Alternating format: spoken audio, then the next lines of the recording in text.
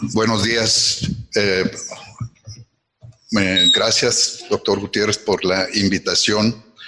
Se me hace muy interesante que la idea de charlar sobre investigación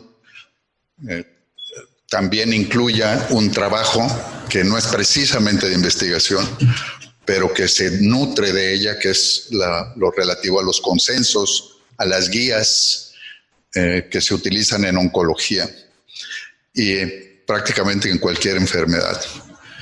Y esos conceptos creo que se pueden analizar fácilmente con el origen de estas guías nacionales que empezaron en el año 94 y que todavía persisten. Ahora que estuve revisando el tema, me di cuenta de que realmente hay poca información y las guías prácticamente no existían antes de los años 90. En los años 90 y creo que la primera reunión del San Galen fue en el 98. No recuerdo, pero apenas el Instituto Nacional de Cáncer acaba de sacar algunas guías y entender que en 1994 o cuando estudiamos oncología, nuestra fuente de información eran las revistas. Las revistas había que meterse a la biblioteca y había que estar en una institución que tuviera la revista físicamente. Y nos la íbamos a sacar de las fotocopias, todo el caminito que ya sabemos, y hacer las diapositivas, etcétera, para las clases. Entonces, el acceso a la información era bastante lento, no fácil, y aunque aparecieran unas guías excelentes en Europa, la posibilidad de que yo me enterara de ellas era baja, y más si la institución en donde estaba no tenía el acceso a tal o cual revista. Para un médico, estar inscrito personalmente a la revista Cáncer, a esta, a la otra, al New England, era imposible, costosísimo, y para un residente no se diga, ¿verdad? Porque el residente siempre es pobre, ¿no? Entonces, yo creo que es interesante porque tenemos que ver muchas cosas, incluso lo de investigación, que ahorita magníficamente lo comentó el doctor Casat.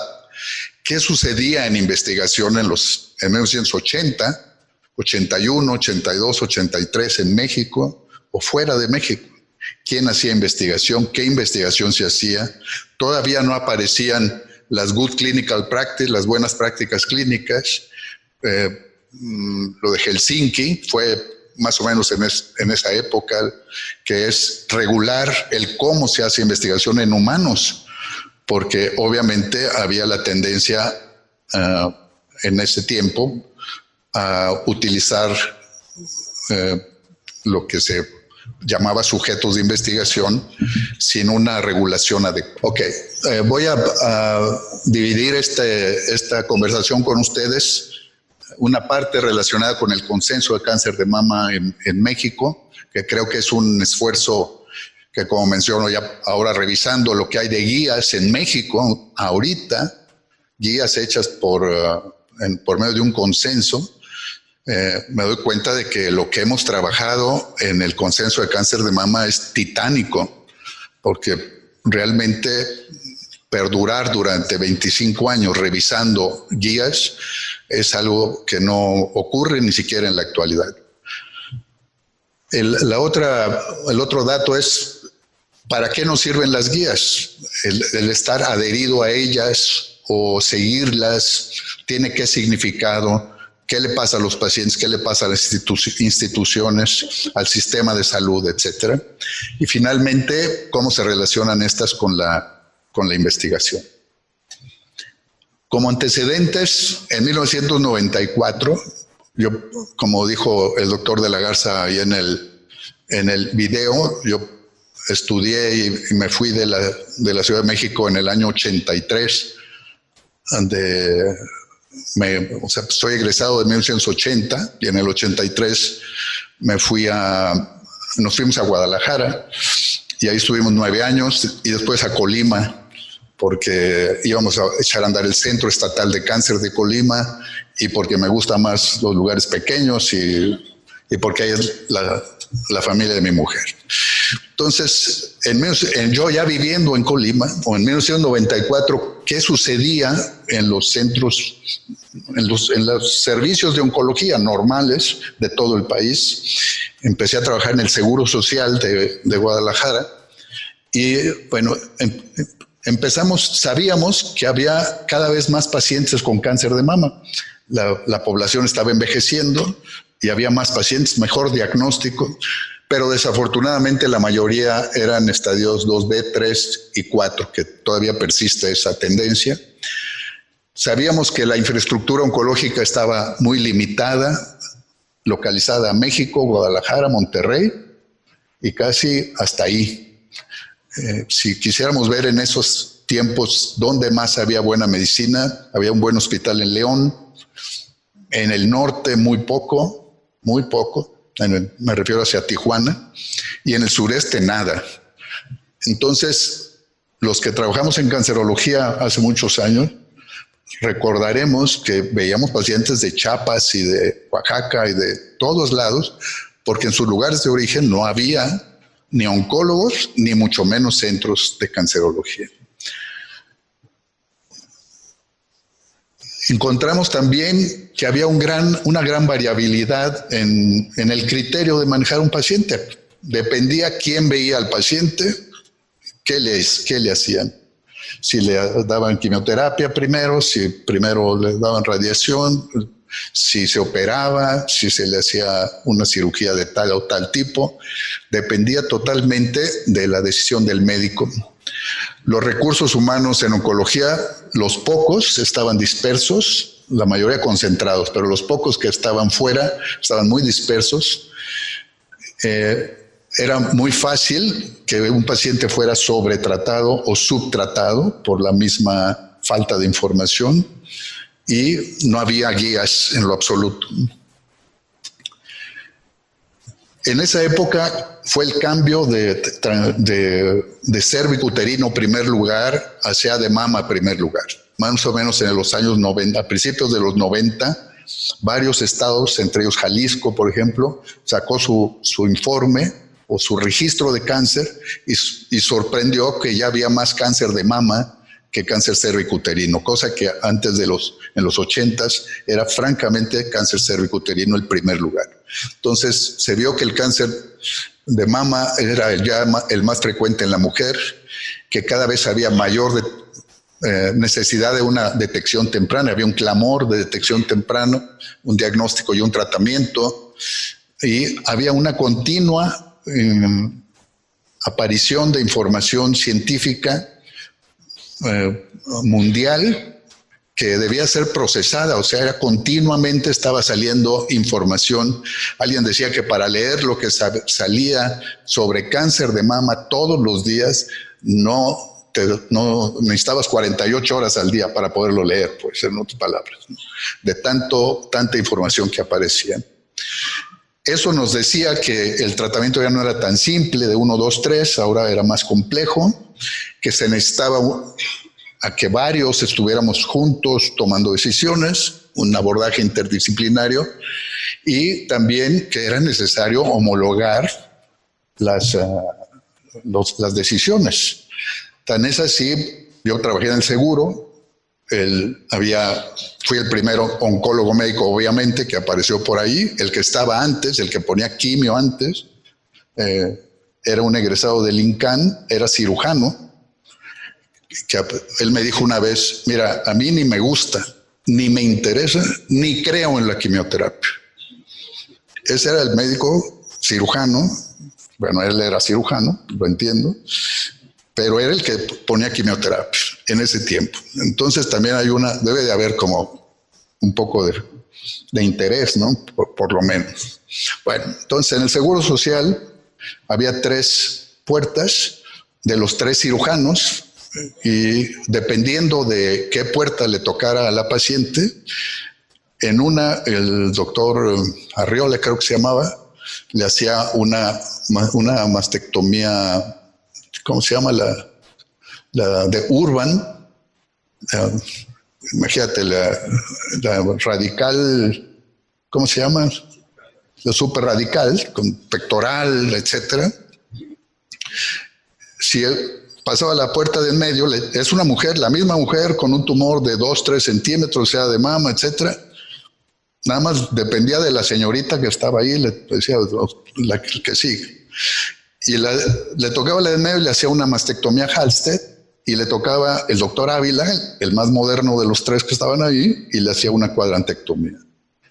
En la misma institución, y te estoy hablando de 1990, yo me fui a Colima en el 91, pero yo creo que en el 94 seguían igual. Así es que dependía del médico y en este momento la cirugía. La quimioterapia no se diga.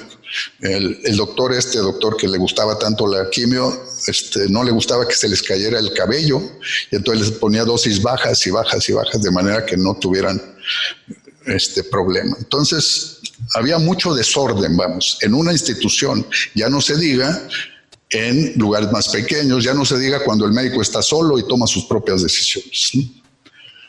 Entonces, ese es el volcán de fuego, el de la izquierda y el de nieve de la derecha. Ninguno de los dos son de Colima, pero ninguno cabe en Colima porque es muy pequeño el estado. Entonces, la buena parte de los volcanes está en Jalisco y ese es un lugar relativamente de menos de 200,000 habitantes, tranquilo. Entonces, estando allá, sereno, medio lejos, dije, bueno, ¿qué podemos hacer?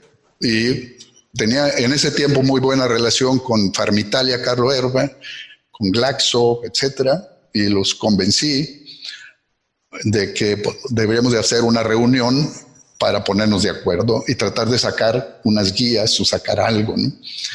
Y afortunadamente nos hicieron caso y hicimos la primera reunión en noviembre del 94, en septiembre, perdón, del 94, en Colima.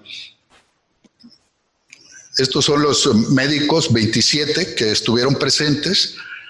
Ya reunir a 27 personas en un solo lugar, donde todos tuvieron que volar a Guadalajara, de Guadalajara a Colima en autobús. O sea, no es tan fácil. Había mucha vaca sagrada dentro de todas estas cosas. Algunos no se hablaban entre sí.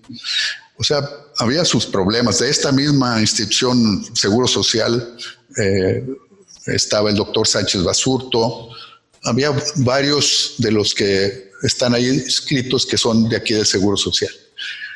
Afortunadamente nos acompañó el doctor Gabriel Ortovalli, que era un speaker muy frecuente en México, amigo, ya ni pasaporte le pedían, decíamos, porque venía muy seguido.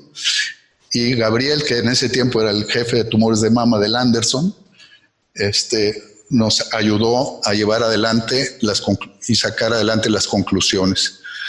Lo primero fue la primera reunión, porque actualizar unas conclusiones es relativamente sencillo, es de esto que ha pasado, que es nuevo, en los últimos 2 años, qué cambios ha habido, pero la primera reunión es la difícil, porque es donde se sientan las bases y es el primer escrito, y es la primera vez que nos ponemos de acuerdo. Fue un poco difícil, porque yo le hablé, por ejemplo, al doctor Sánchez Basurto. Oiga, don Carlos, fíjese que queremos hacer una reunión, etcétera, y se trata de esto. Ah, muy bien. Quiero que por favor usted vea el tema de mastectomía versus cuadrantectomía. Ah, ¿cómo no? Yo tengo como 10 casos muy buenos no, don Carlos, fíjese que de lo que se trata es que usted revise la bibliografía internacional y nos traiga una conclusión de qué es lo que se recomienda en la actualidad y en qué se basa esa recomendación. Hacerle comprender al doctor Sánchez Basurto que no necesitábamos nada más que nos dijera su propia experiencia, sino de lo que se trataba de revisar bibliografía, no fue una cosa tan sencilla. pero todos cooperaron y todo el mundo entendió cuál era como la idea general. Primero, cosas generales y después temas de cada uno. Ya nos separamos en diferentes... fue como hace unos días vi las fotografías del consenso de cáncer de pulmón en Cancún. Vi y me di cuenta que los grupos estaban en habitaciones habilitadas para reunirse. Pues así hicimos en Colima, no había una manera, y entonces escogimos habitaciones grandes y cada uno de los grupos de cirugía, radio y oncología médica analizando los temas. Las fotos son malas porque son fotos de entonces, pero abajo de la izquierda está el doctor Ortovalle y el grupo de oncomédica, la doctora Raquel Gerson, mi querida amiga Aurerazo, el doctor Fernando Lara, Juan Francisco González Guerrero, desde luego el maestro Jaime de la Garza y Alejandro Silva, y Mario Flores, de allá de Monterrey. A la derecha, con algunos cirujanos, tomado una foto en de esos árboles grandes que hay en Colima que se llaman parotas.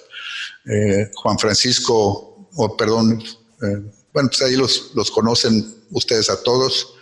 Varios de ellos ya murieron desafortunadamente. Y arriba el grupo completo en el Hotel América se llamaba. Bueno, lo importante es que no solamente nos reunimos, sino que las conclusiones las publicamos.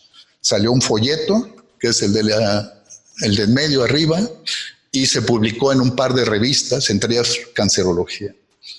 Y eso fue en el año 94. La difusión, en el año 94 no había internet, no había cañones de estos con los que se están proyectando, todo era por diapositivas. Y hacíamos kits de diapositivas para que se los llevara, etcétera, y hacer la difusión. Y me gustó mucho, esto lo he mencionado alguna otra vez, el doctor Juan Ramón Ayala, que es radioterapeuta de aquí del Seguro Social, presentó las conclusiones del consenso en la Academia Nacional de Cirugía. Yo fui a esa presentación, fue aquí en el aula grande de aquí del centro médico, y por primera vez vi unas diapositivas con las conclusiones, pero como con serpentinas o estrellitas. Yo no sé cómo le hizo para pegarlas, porque en ese tiempo no. Ahorita pues nada más le pone el meme o le pone no sé qué, ¿no? Pero en ese tiempo no sé cómo le hizo. Y presentó las conclusiones, pero sobre todo me gustó mucho algo que dijo. Dice, la reunión de Colima fue una fiesta científica, una fiesta, un gusto de estar discutiendo, analizando un solo tema, todos juntos, con la intención de sacar unas guías. Esa fue como la sensación que él tuvo, se me hace muy representativa. Pues, desafortunadamente pasaron los años del 94 hasta el 98, que nos volvimos a reunir, dificultades para conseguir los apoyos y más lentos para publicarlo, que salió hasta el año 2000 la publicación.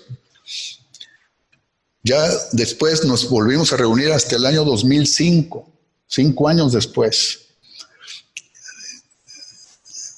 Ahí nos vamos viendo cómo hemos envejecido en los últimos 25 años.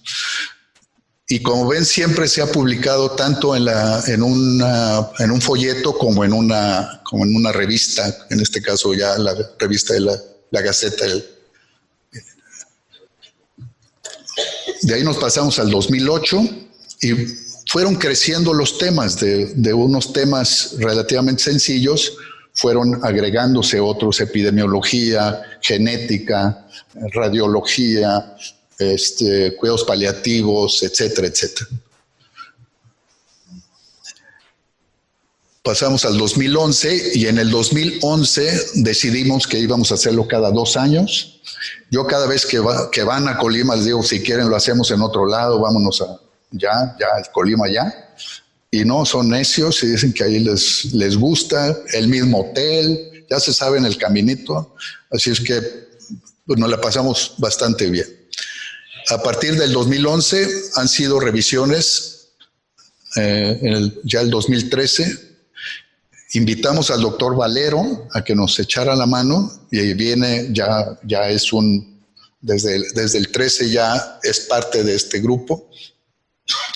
Y desde el 15 me encontré a la doctora Ana Luc, que iba rumbo a San Antonio un día ahí en el aeropuerto y me dijo, oye, yo vengo a hablar aquí a México y me dicen que alguien habla del consenso de Colima.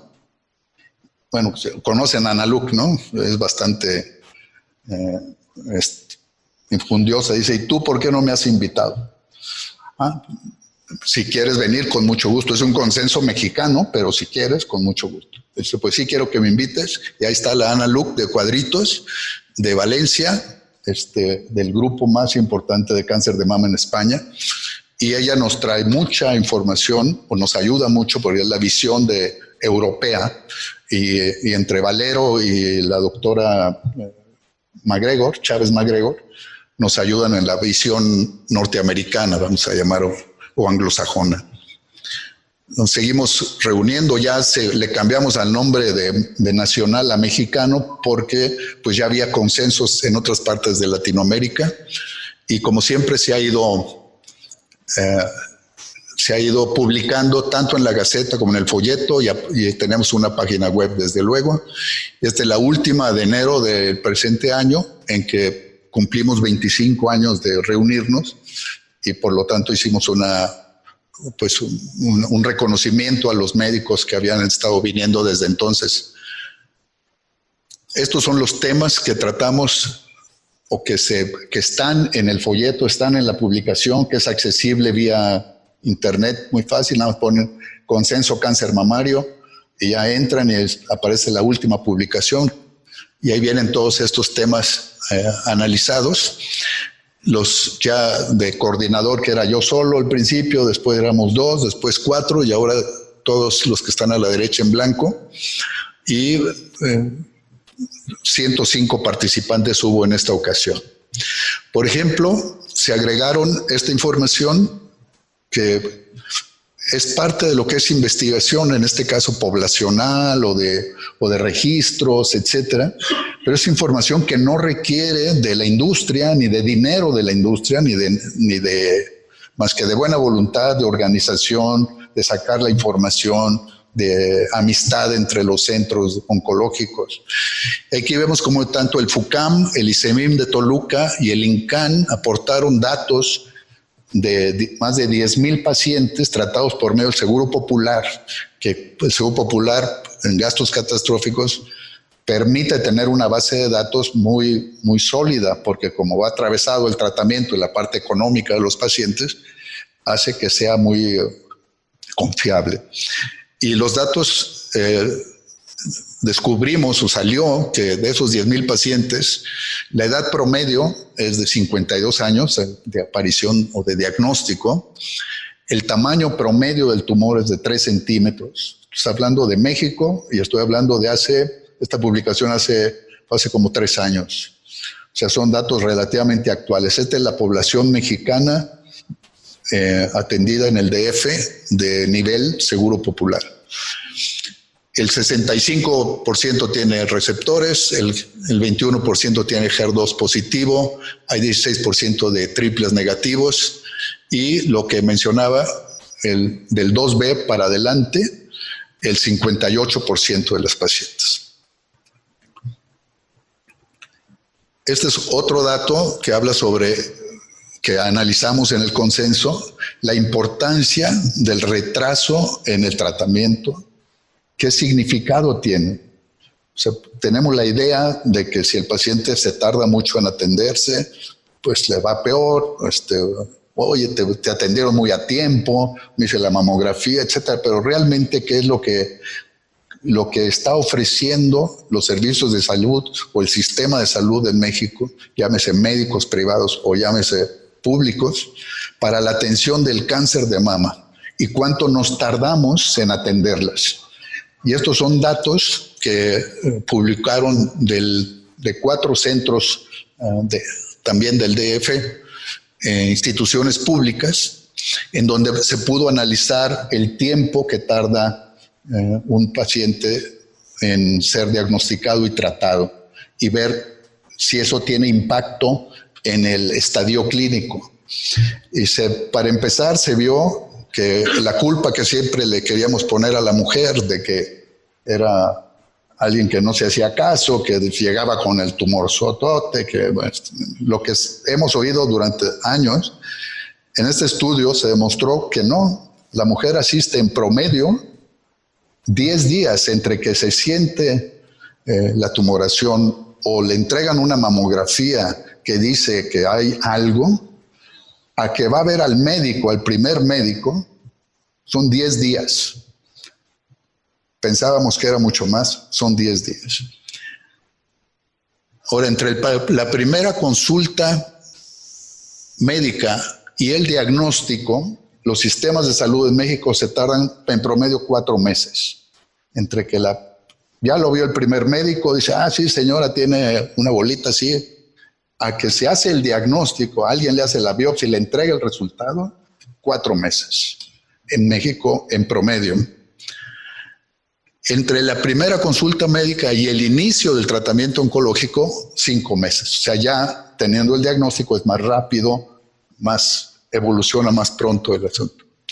Entonces, las conclusiones, esto es muy importante por 2 razones. En México sabemos que 4, 5, 6 meses implica aumento o mayor riesgo por el tamaño del tumor, por el estadio de un paciente que tenía ganglios negativos, se hace ganglios positivos, porque nos tardamos 5 meses en atender. Entonces le cambia el pronóstico a ese paciente. Eso ya lo sabemos en México. Y la doctora Chávez MacGregor hizo una reunión de información que presentó también sobre el impacto en sobrevida, ya no nada más en estadio, sino realmente los pacientes, por el hecho de ser atendidos tardíamente, impactaba en su sobrevida. Sí impacta. Entonces es muy importante y por eso el consenso en una parte dice que nosotros, responsables de los servicios de salud, llámese como médico privado o como médico institucional o como institución, tenemos la obligación de garantizar a los pacientes una rápida atención, un rápido diagnóstico y una rápida atención. O sea, esto, hablando de lo que mencionaba el doctor Casapa hace rato, de que con esto yo voy y le digo a los jefes, igual con esto le digo, oye, aquí dice que hay que hacer. Son muchas de las reuniones. En la de abajo me gusta porque está el doctor Víctor Lira Puerto, que fue un oncólogo médico, también alumno de don Jaime, que trabajó muchos años en el Seguro Social, ya fallecido. Es el grupo de oncomédica abajo, los de lado derecho son los de radioterapia, los de arriba son los cirujanos, y en esa ocasión fueron poquitos patólogos, pero lo último ya fueron 13. Y después, esos son el primer día que se hace la sesión por grupos y el segundo día ya se hace la sesión general. Es más o menos como la idea de cómo se organiza. Primero los coordinadores, hay coordinadores de oncomédica o de cirugía o etcétera, y ellos son los que eligen o buscan a quienes son los representantes en diferentes instituciones que ven pacientes, que tienen interés, que son confiables, etcétera, y los invitan a que ayuden a revisar un tema o un subtema, ¿no? Ganglio centinela, el que sea, ¿no? Cirugía tal, cirugía reconstructiva, lo que sea. Y entonces los coordinadores hacen la selección de los participantes, se hacen reuniones previas al consenso. Los que tienen tal tema, 3 o 4 van a analizar la evolución de ganglio centinela, que ha aparecido en ganglio centinela en los últimos 2 años. Entonces se reúnen ellos aquí en México, donde estén, para que cuando lleguen a Colima ya lleven las conclusiones. El primer día, como menciono, por grupos, todo el día se la pasan revisando las conclusiones de cada grupo y el segundo día hacemos la reunión de conclusiones y el consenso, y hay un manuscrito que hacemos al día siguiente preliminar los puros coordinadores.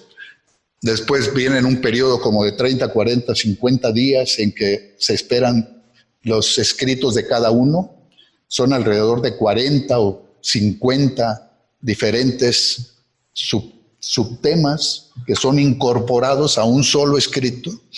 Ese trabajo es el que yo hago, incorporar todo a un solo escrito, y ya teniéndolo se le regresa a todos, a los 105, para que chequen si están de acuerdo, y se les dan 2 o 3 días para que digan sí o no, y si no dicen no, no pasa nada. Lo aprobamos y ya pasa a la publicación.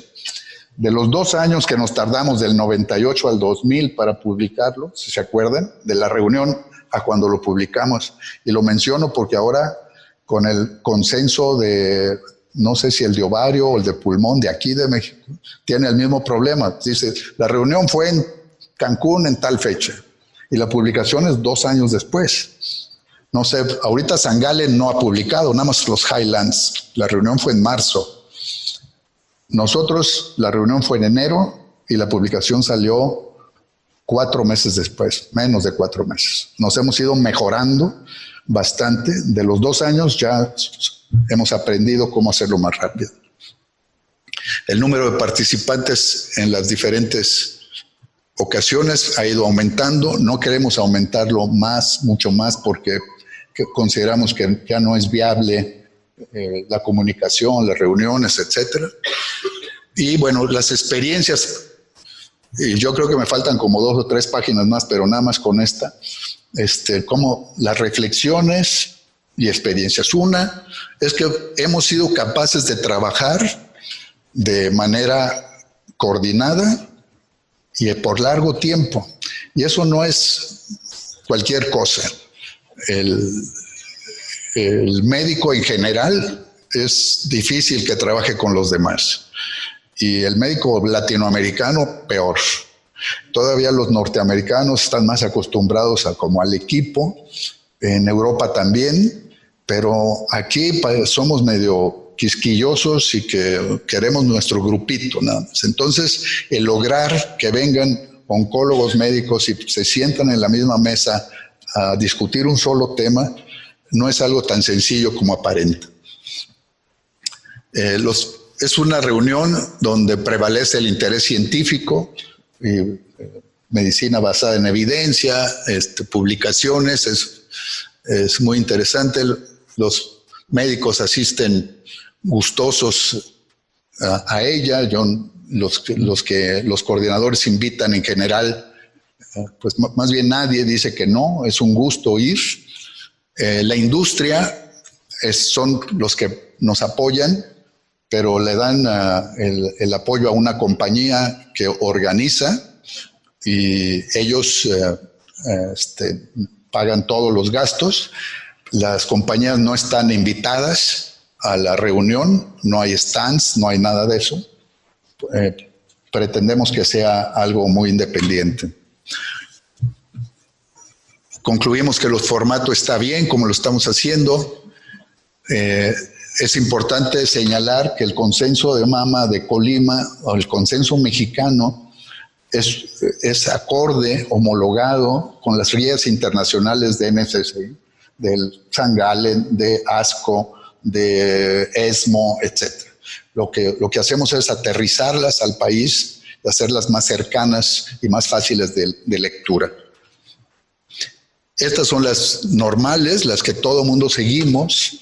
Ahora me di a la tarea me escribió un médico de Cuba y me dijo que si le podía mandar el link para el consenso, que él había oído, etc. Y aproveché y le pregunté, dije, ¿qué guías utilizan ustedes en Cuba? Bueno, Cuba tiene unas guías locales, y dice, nosotros nos gusta mucho el de Colima. Dice, bueno, a mí me gusta mucho, no sé si a todos, pero a mí me gusta mucho porque está en español, porque tiene todas las cosas juntas, porque analiza todo y porque es accesible. Me llamó la atención porque sí hay un público latinoamericano que quizá se le facilite más leer en español, para empezar, y también actualizado América Latina. Consideramos que en la actualidad se ha convertido ya en una guía nacional, una guía en la práctica, porque hay otras guías en México, pero ahorita las menciono. Y obviamente dependerá de cada institución si lleva a cabo los lineamientos. Si ahí ponemos que neoadyuvancia es con pertuzumab y trastuzumab, porque esa es la información, pues esa es. Si la institución puede pagarlo o no puede pagarlo es otro asunto, pero el lineamiento aprobado, incluso aprobado en México, es así. Quería mencionar las guías creo que, no sé si está más adelante, pero es pertinente hacerlo ahorita. Las guías en México para cáncer de mama son una que se llama de Cenetec, las de Cenetec, que las lleva el IMSS, ¿no? El IMSS, pero tienen una actualización no tan reciente, no tiene bueno, son menos entendibles que el consenso. Si las leen, a mí me cuesta más trabajo seguir unos lineamientos de Cenetec que del consenso, se me hace más fácil la lectura. Hay otras que es la norma oficial mexicana, que la última fue en 2011. Bueno, quiero gustosamente mencionar 2 o 3 consensos que hay en México, y digo en oncología me refiero. El de mama fue seguramente el primer consenso en cáncer en México, eso sin lugar a dudas, 1994.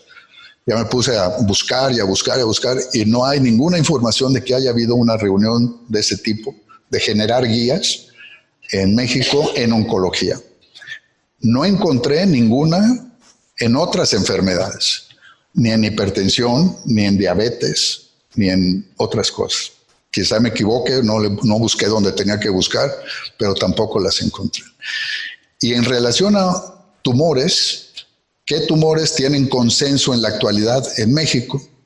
Y nada más está ovario, la doctora Dolores Gallardo, pulmón con el doctor Óscar Arrieta, endometrio, la doctora Dolores también sacó, cáncer de colon y recto sacaron uno, y ¿qué más? Dolor en cáncer, hay otro, estómago, cervicuterino, y no hay más consensos en eso. Así es que hay una gran oportunidad para seguirlos haciendo. Este es de la doctora Gallardo, el de cáncer de ovario, que ella lleva 4 actualizaciones, la última muy reciente, y va a ser vuelta a revisar en el año 2020. La doctora Dolores Gallardo, que es del INCAN, es una fuerza, además de lo relacionada con el consenso, pero del consenso de cáncer de ovario se pasó a obligar al Senado y al gobierno a que reconociera el cáncer de ovario como una enfermedad que debía ser incluida en gastos catastróficos. O sea, que el tratamiento fuera gratuito. Y ahí fue a la Cámara de Diputados y a la Cámara de Senadores y consiguió que una diputada tenía cáncer de ovario y aprovecharon y hasta hizo su récord Guinness en Paseo de la Reforma. Así es que es una fuerza que tiene la doctora muy importante. Este es el de cáncer de endometrio. Estos son 4 recientes, o más o menos recientes, con continuidad de cáncer de pulmón. Está el doctor de la Garza, el doctor Óscar Arrieta, Francisco Alexander de Guadalajara allá, con sus respectivas publicaciones. Es un esfuerzo también titánico muy, muy importante. Le escribí al doctor Arrieta y me dice, la industria nos ha ayudado, pero no nos ha solicitado ni siquiera los logos para que salga en la publicación. O sea, ellos se han mantenido muy aparte. Y es que a la industria le interesa que el escrito haya sido hecho con lineamientos científicos y no con tendencias. Entonces prefieren, así está bien, prefieren hacerlo así y saben que una buena medicina significa finalmente un beneficio para ellos. Este es tal súper difícil de leer, pero me lo encontré. Son las guías en cáncer de mama en Latinoamérica. Y aparece ahí México y ahí aparece el consenso. No sé de dónde sale esto. Arriba dice que son guías de ginecología, etcétera. Pero llama la atención que en muchos países hay y México está considerado el consenso. Estos son algunos. Aquí está el doctor Casab que nos puede apoyar en saber. Este grupo está muy interesante. Intersociedades para generar consensos. El de arriba al lado izquierdo, o sea, para producir consensos en mama, pero en muchas otras enfermedades. En Costa Rica del lado derecho, Venezuela, Chile, y del lado izquierdo, escuela latinoamericana, por eso lo estoy mencionando. Abajo está le pregunté a Carlos Barrios si ellos usaban. Dice, bueno, nosotros usamos las guías internacionales y él menciona que utilizan mucho el MOC, este famoso manual de oncología clínica, que tiene una versión en español y que se actualiza cada año. Entonces ellos lo toman más como guía local, el MOC o este manual, que no sé, el doctor Casab me podrá decir otras cosas. Pero bueno, las guías en la práctica clínica, ¿qué son? Es un documento para apoyar al prestador de servicio y al paciente en la toma de una decisión en una circunstancia específica. Tienen la intención de concentrar, de analizar una gran cantidad de información y hacerla práctica y sencillo para su entendimiento. Y también buscan homogeneizar, homologar el tratamiento de la enfermedad, ya que se ha demostrado que en muchos países los manejos varían. No nada más por la cuestión económica, lo mencionaba el doctor Casab hace rato. ¿Cuántos pacientes de cáncer de mama en el mundo se tratan como se deben de tratar? Y es un porcentaje relativamente bajo. Y en parte es por esto, porque no hay los lineamientos accesibles. Probablemente el recurso esté, pero no se utiliza de la manera adecuada. En la última década, ya se consideran como una de las últimas décadas, pero sobre todo en la última, ya todo el mundo trae sus, o sea, es algo accesible, es algo, la app, en el teléfono, en internet, etcétera. La gente las usa muchísimo. Las reglas de operación, los presupuestos, etcétera, incluso las aseguradoras se guían por ellas. Hay que tratar de disminuir el manejo subjetivo y mejorar los resultados con ello. Ahora, para los pacientes tiene beneficio, para los sistemas de salud. ¿Qué tanto se ha analizado si las guías o el seguir las guías o no seguirlas tienen una repercusión? Puede uno decir, ¿la tienen o no la tienen? Bueno, hay muchos estudios, algunos de los años 90, en donde, por ejemplo, en Alemania usan unas guías para Alemania que se llaman S3, que son las de oncología, según tengo entendido. En este caso se analizaron si hubo desviaciones a esas guías en 4,000 pacientes y encontraron que la mitad tenían desviación y la mitad no. Ahora, ¿qué le pasó a los que la tenían y los que no? Entonces analizan los resultados y ven que tanto con una o dos desviaciones o tres o más desviaciones, la posibilidad de recurrencia o la posibilidad de menor sobrevida o reaparición de la enfermedad es mayor en el número según si el paciente siguió o no siguió las guías. Entonces ya empieza a haber información de que no nada más es para que organizarnos mejor, sino porque realmente sirven. Esta se refiere al impacto de radioterapia en la sobrevida en pacientes y se hace un estudio retrospectivo de casi 9,000 pacientes y dice la sobrevida libre de progresión, de acuerdo a las guías, 91%, le dieron radioterapia, pero no de acuerdo a las guías, 89%, pero si no le dieron radioterapia en lo absoluto, el 72%. Otro estudio parecido, y todas buscan o llegan a las mismas conclusiones. En el caso de México, este es un estudio, un par de estudios que hizo el doctor Moar en el INCAN, en donde dice, ya teniendo los gastos catastróficos, o sea, antes de 1997 fue cuando entró cáncer de mama a gastos catastróficos. No, 2007, con el doctor Julio Frenk como secretario de Salud. Antes del 2007, un paciente con cáncer de mama que necesitaba trastuzumab en el cancerología no lo conseguía porque es muy caro, entonces no había. Entra el Seguro Popular, gastos catastróficos, y entonces entra en el programa y obviamente el paciente ya lo tiene. Pero el paciente lo que quiere es su tratamiento, y entonces la adherencia al tratamiento se refiere, en este caso, a que haya accesibilidad, porque antes no había y ahora sí hay. Y en ese tiempo el 80% de los pacientes tenían adhesión a las guías. El doctor Bargalló me comentó hace unos días que para él, en la actualidad, él es el jefe de tumores mamarios del INCAN, mayor del 90% de los pacientes siguen las guías, y en 4 hospitales de provincia acreditados para Seguro Popular, pero están en provincia, así en lugares pequeños, pero ven pacientes de Seguro Popular. Nada más el 56% sigue las guías.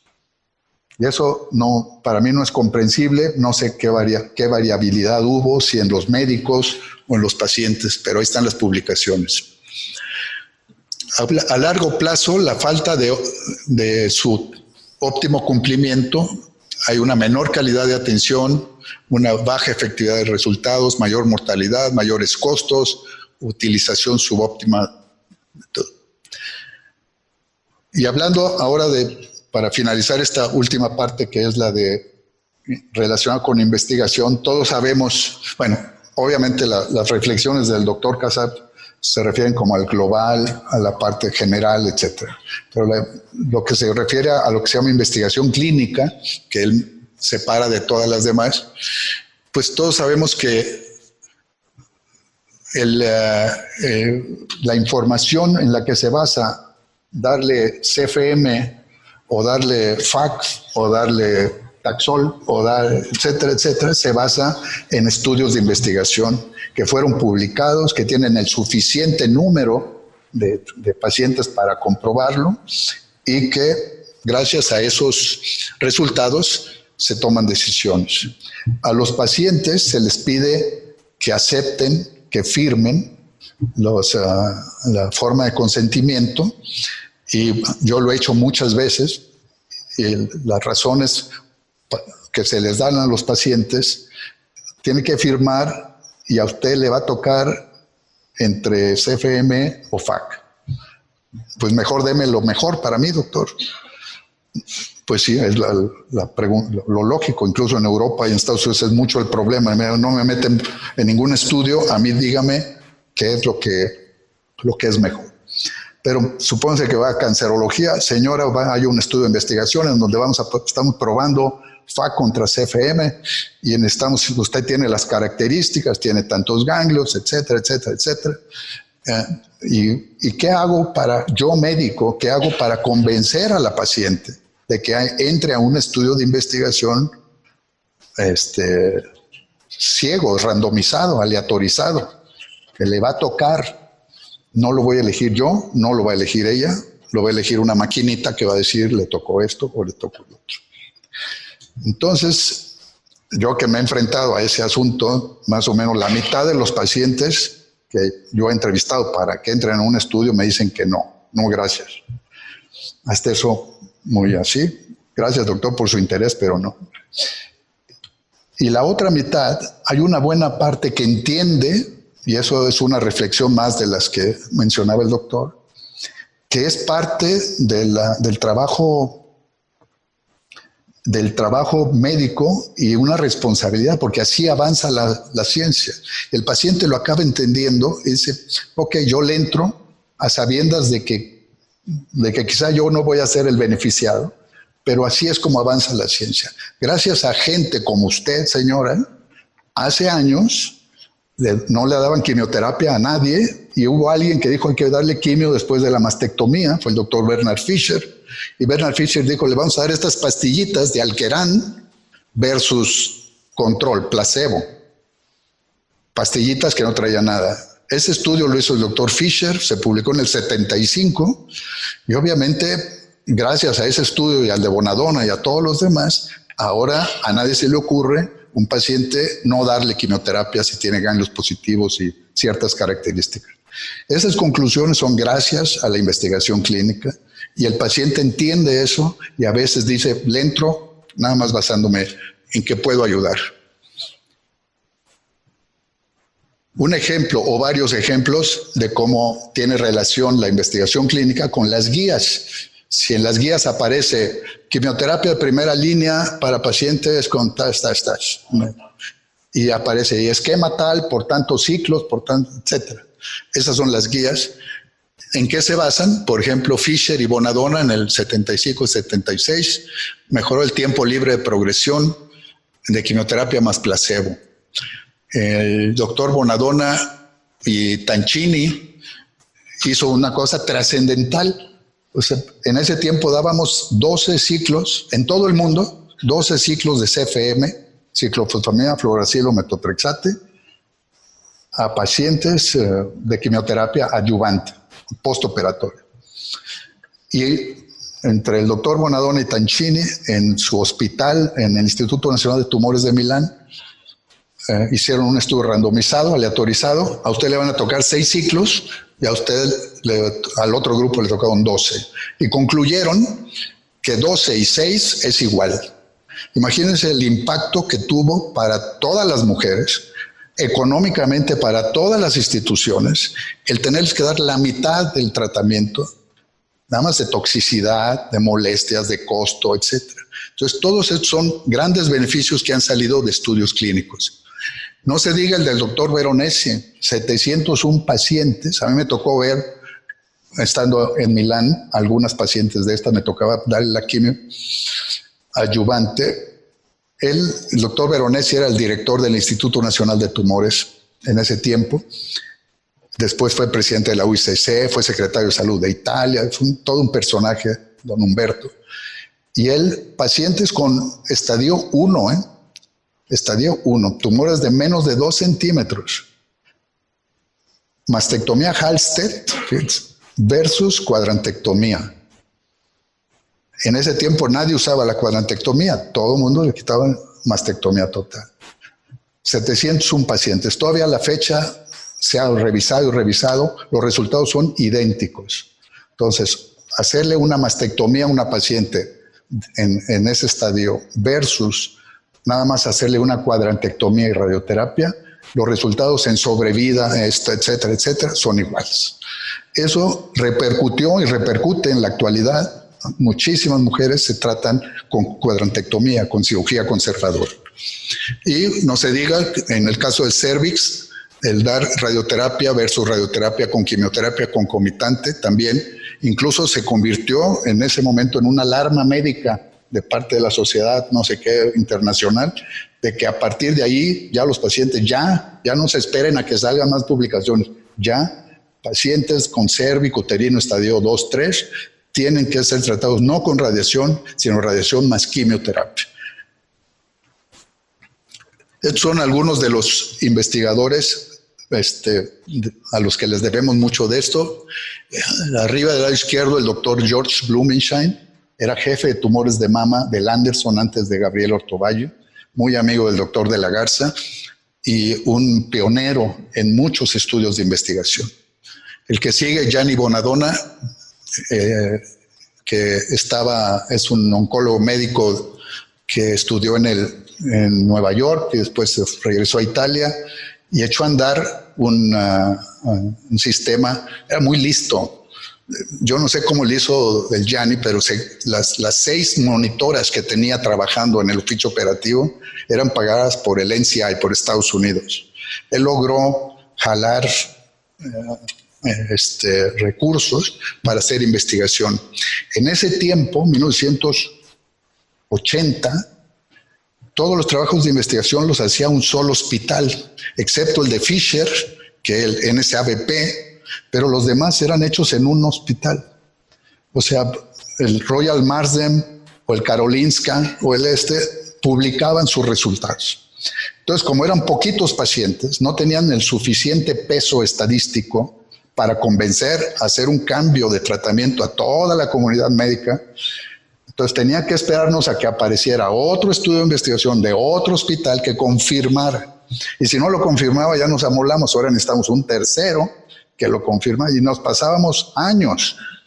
Ahora la utilización que se hace es, se reúnen muchos hospitales y siguiendo las mismas reglas se hace un protocolo y todo el mundo lo hace exactamente igual. En China, en Rusia, en Latinoamérica, donde sea, se sacan las conclusiones, con un solo estudio es suficiente para hacer los cambios, ¿no? El doctor Bernard Fisher del NACBP, un excelente médico norteamericano, don Humberto Veronesi, arriba a la derecha, Gabriel Ortovalle, que ya lo mencioné, Gabriel Ortovalle, que hasta hace poco fue presidente de ASCO y fue jefe de tumores de mama del Anderson, y es el que nos ayudó con el primer consenso. Es que yo estoy eternamente agradecido con él. El doctor Michael Baum, del que era Royal Marsden, ¿no?, de Londres, era un cirujano, pero a pesar de ser cirujano, tuvo muchísimo que ver con el ATAC, con el Arimidex, pues no suelen interesarse tantísimo. Y el último héroe para muchas personas a la derecha, el doctor Armando Giuliano, que tiene mucho de lo relacionado con el ganglio centinela, que ha logrado evitarle a las pacientes la disección axilar cuando los ganglios centinela es negativo. Y eso hace mucho menos edema de brazo a las sobrevivientes, mucho menos complicaciones. Bueno, las reuniones se basan en información científica con alto nivel de evidencia. Los estudios, los hallazgos de estudios de investigación bajo las buenas prácticas clínicas, los GCP que se llaman, son la fuente de información de este grado de evidencia científica. Y yo quisiera una reflexión nada más sobre qué nos enseñan los maestros. Y el doctor Bonadonna, con el que yo estudié, con Gabriel Ortovalle, la que está ahí es Pinucha Balagusa. Yo cuando llegué a Milán le decía, doctora, no era doctora, era una estadística, bioestadística, pero era un águila, bien águila para los números, y sin ella muy poca publicación se hubiera hecho. Era la consentida del doctor Bonadonna, la única que estaba dentro de su oficina, porque Bonadonna era todo un dictador, ¿o no? Doctor Casab, tú lo conociste muy bien, ¿no? Entonces, y el doctor Ortovalle en esa fotografía que le hicimos en Manzanillo, haciéndoles un reconocimiento en el año 2000.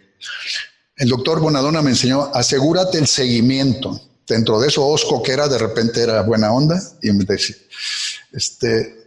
no, o sea, haz que tu sistema donde trabajes tengas la certeza de que vas a encontrar al paciente y saber qué le pasó con lo que le hiciste, o si sigue siendo atendido. O sea, asegúrate el seguimiento. En 1980, en México, 1 de cada 20 pacientes que veíamos en el Instituto de Cancerología, en el INCAN, 1 tenía teléfono en su casa. Celulares obviamente no existían. 1. Ahorita es muy fácil el seguimiento. En ese tiempo, asegurarse el seguimiento significaba, le tomábamos 3 números, le tomábamos, 3 direcciones, no sé cuántas cosas, para cuando la tuviéramos que buscar, hay que encontrarla, sobre todo sujetos de investigación. Hay que uniformar los procesos en el diagnóstico, en el tratamiento, las guías. El doctor Bonadonna tenía en el sótano del Instituto de Tumor, y todavía está, el famoso uficho operativo, que era donde todo el mundo trabajábamos toda la mañana viendo pacientes, medicina no asistencial, pero viendo pacientes, comíamos, y toda la tarde, todos éramos médicos de tiempo completo. Nadie se iba a su medicina privada, ni que me voy a Médica Sur, ni que... Nada, no hay eso, ¿no? Entonces, todo el mundo al uficho operativo. A mí me tocaba revisar 2 o 3 protocolos, a otros 2 o 3, etcétera, y estaban las data manager y a sacar información. Y estábamos obligados a presentar información de los protocolos que seguíamos, etcétera.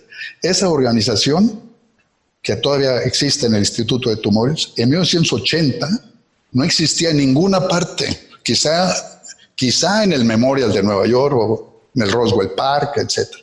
Pero en Europa, no sé, tú podrás saber si en hospitales como el Royal Marsden, etcétera. Pero en general no existían. Y entonces yo viví, el tiempo que vivía allá, un desfile de gente, de Argentina fueron muchos, que iban a ver cómo le hacían para sacar la cantidad de información científica que generaban las publicaciones. ¿Cómo le hacen para sacar tanta cosa? El ABVD contra el MOP, por ejemplo, salió de ahí, la epirubicina, la driamicina salieron de ahí, o sea, muchas cosas que salieron del Instituto de Tumores. Participar en protocolos de investigación es otra enseñanza. Promover estudios locales, estudiarle algo al paciente, eso me decía el doctor Bonadonna, me acuerdo, me decía, estúdiale algo al paciente, algo. No dejes que entre un paciente a tu consultorio, que ves 20 al día, durante no sé cuánto tiempo, y al final del día no sepas ni qué ni nada. Estúdiales algo. No importa que no esté en un estudio patrocinado por Roche o por no sé qué, sino algo. Entonces, se les cae el cabello o no, se les cae rápido o no, no sé, lo que tú quieras. Organiza, pero no hagas medicina asistencial solamente. Haz investigación, y la investigación no nada más es con nuevos fármacos ni con nuevas cosas costosas. Hay investigación muchísima que se puede hacer. Por ejemplo, yo ahí en Colima, el Colima pues ya ven que está chiquito y pues no. Entonces, en el Centro Estatal de Cancerología, ¿qué le pregunto a los pacientes? Toma algo, además de la quimio que yo le estoy dando, toma algo más. Y como ya me tienen confianza más o menos, pues sí, doctor, pues sí, pues a ver, ¿qué toma? Pues agua de tlacote, que el caldo de sopilote, que el otro. Ahí apuntando qué es lo que toman los pacientes. La hierba tal, la cancerina, la hierba santa, bueno, una multitud, víbora de cascabel, el alacrán azul, todo lo que ustedes se imaginan. Además de lo que toman, ¿usted tiene alguna creencia religiosa o mágica sobre el cáncer? ¿Utiliza algo? Pues sí, algunos, sí, unas pirámides me las pongo, también me van a verme unos bueno, ya se imaginan. Bueno, la conclusión es que de 200 y pico pacientes que yo le pregunté, de mis pacientes, 95% utilizaban algo más, además de la quimio que yo les daba. Y yo me fui a comparar y en la mayoría de parte del mundo son entre 50 y 60%. No sé si me tenían más confianza o en Colima hay más, pero la cuestión ahí está y fueron publicados. Otra pregunta es, oiga señora, ¿usted se quiere hacer la reconstrucción? Sí. ¿Por qué se la quiere hacer? ¿Por su marido? ¿Por apariencia personal? ¿Porque el doctor, el plástico la convenció? ¿O de dónde se lo vio en la tele? ¿O porque es gratis? ¿Porque está dentro de gastos catastróficos? ¿Por qué? Y como es medio difícil que me contesten eso así directamente, yo tomando nota, le dije, apúntelo y métalo, no ponga ni su nombre ni nada. Yo tengo mi frasquito de plástico, así de tal, y ahí va poniendo los papelitos, ¿no? Y entonces después de no sé cuántos, más de 30, ahí voy a sacar los papelitos. No hubo una que dijera que por el marido. Una cosa que yo tenía, como la señora lo que quiere es conservar su relación, vamos a llamarle. Pues no. La señora dice, no, a mí mi marido me tiene sin cuidado. Yo, sí.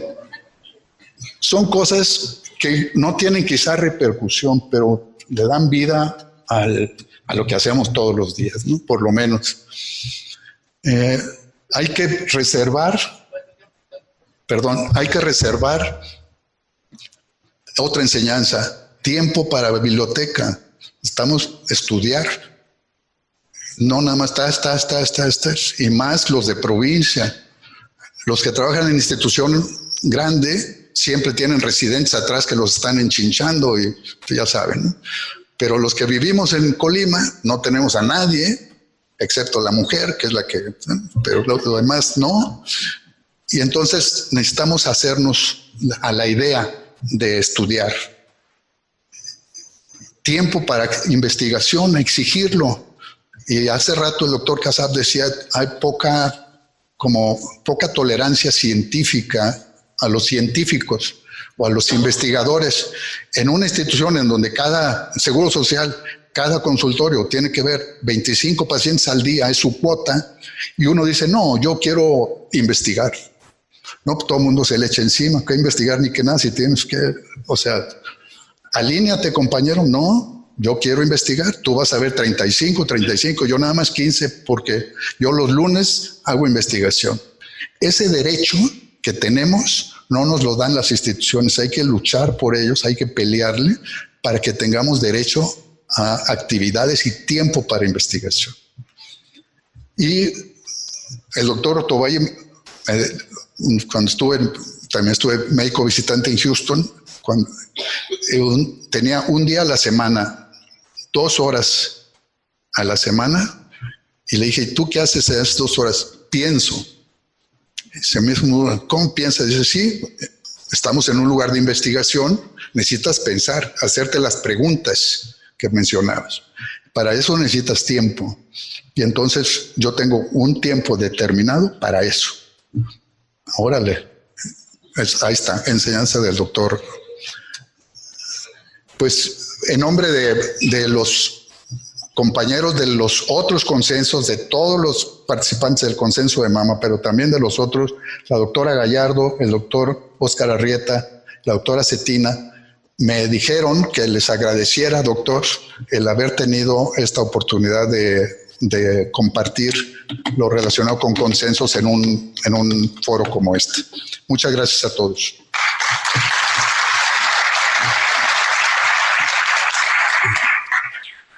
Sí, agradecemos al doctor Cárdenas su motivadora plática. Tiene miles de interrogantes.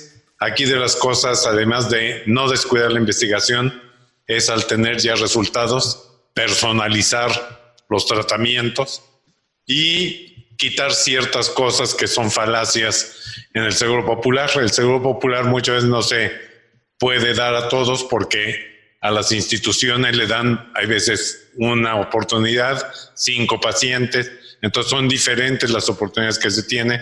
Entonces, aunque estén gastos catastróficos, no todos los pacientes pueden entrar.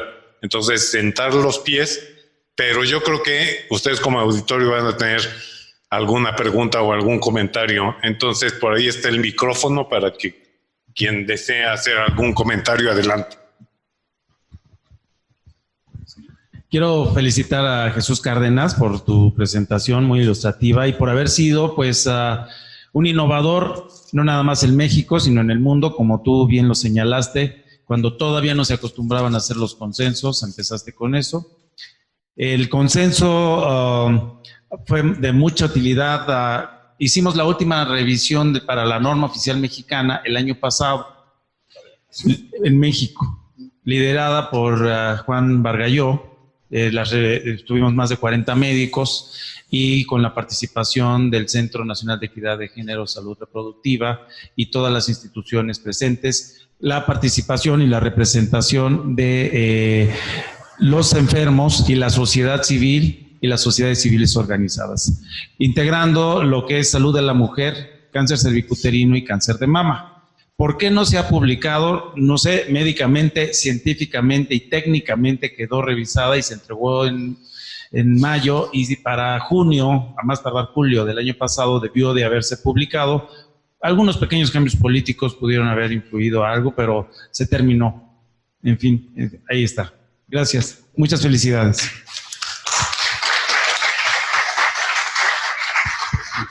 No.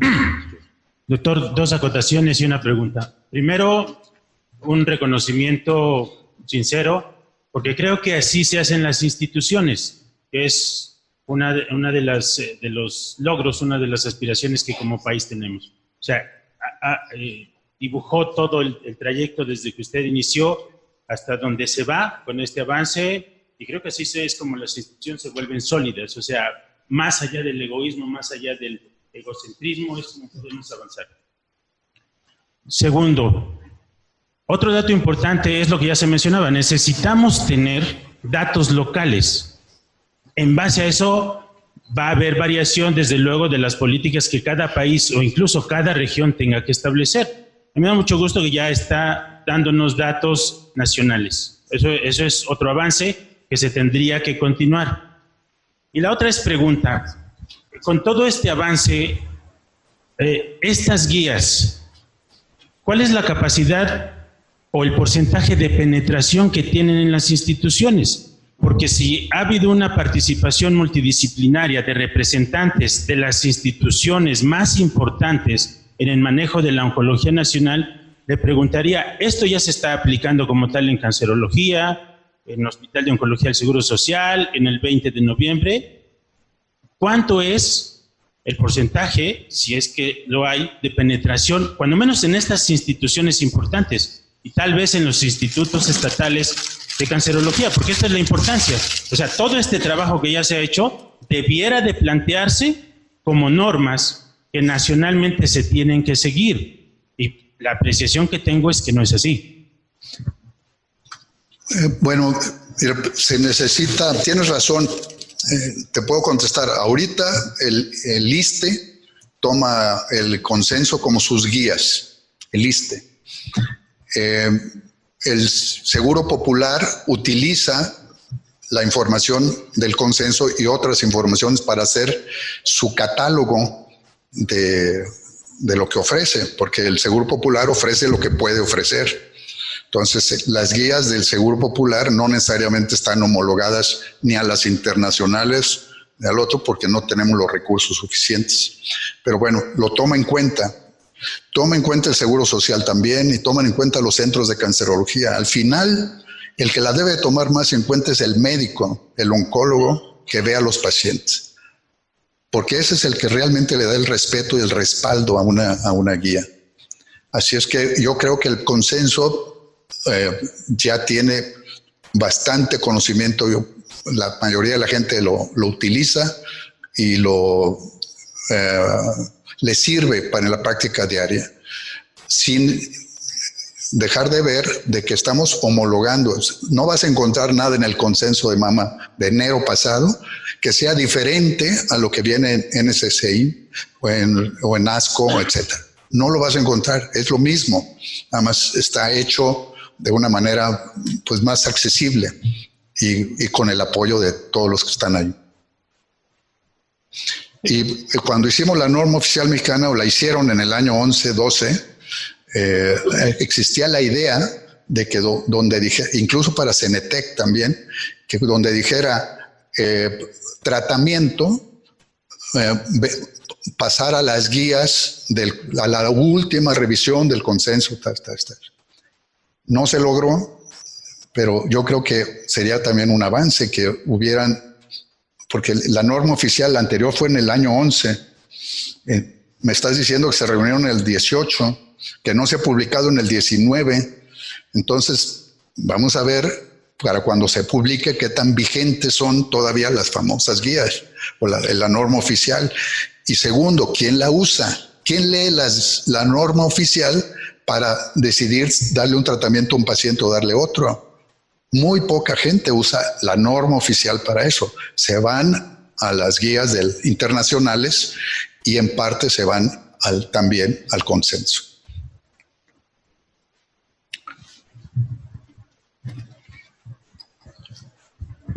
Sí, complementando la pregunta del doctor, tengo un dato de estudio de vida real que se hizo en Estados Unidos, más o menos lo publicaron en 2013, y ellos tienen que 54% de los americanos, llegaron a esa conclusión, fueron tratados en base a unas guías.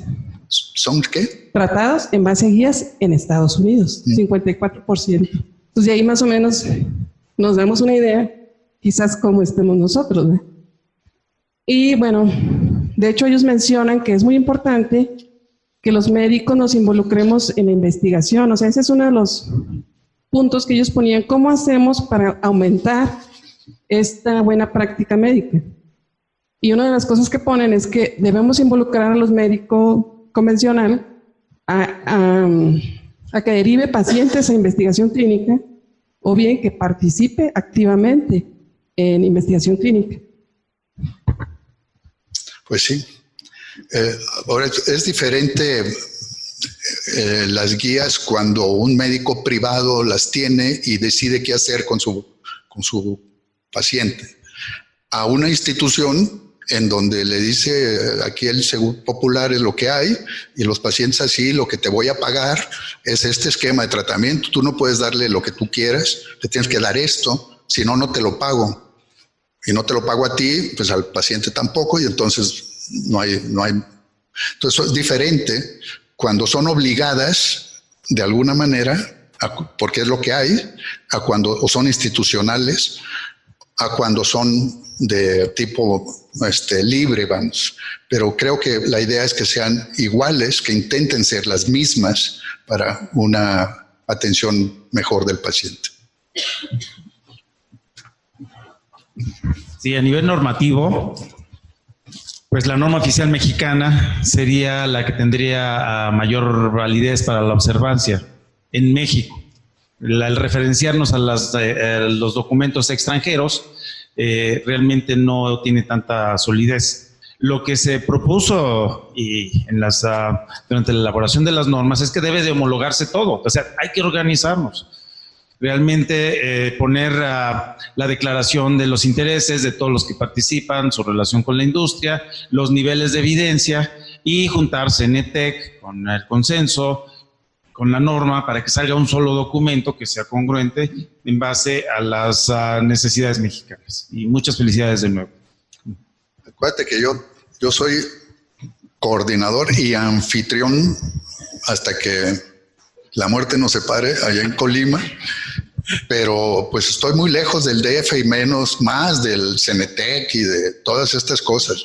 Si es que es trabajo de ustedes, son los mismos que van a Colima son los que van a la junta del CENETEC y a la norma oficial. Entonces pónganse de pechito, como dicen, y organícense y háganlo. Pues sí, debe de haber unas solas, o sería ideal que hubiera unas solas guías, ¿no? ¿Alguna otra pregunta? En caso de que no se tenga ninguna, doctor Delgado, ¿quieres presentar al licenciado Muñoz? Sí. Vale.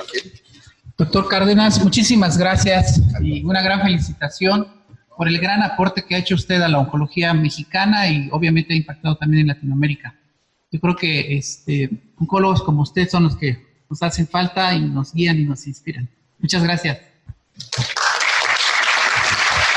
Le decía ayer al doctor que yo era de los chicos con el doctor de la Garza, de los grandes. Y ahora ya soy de los grandes y yo nunca fui mediano, ¿no? Entonces pero bueno, el doctor de la Garza me lleva 15 años, es un amigo y mi padrino además, porque me fue a casar y toda la cosa. Pero ese es el liderazgo que hay en este país. Y en Latinoamérica hay mucha gente muy preparada, mucha gente joven, extraordinaria. Así es que hay que aprovecharnos todos y trabajar en conjunto. Yo creo que es lo que sigue. Muchísimas gracias, doctor.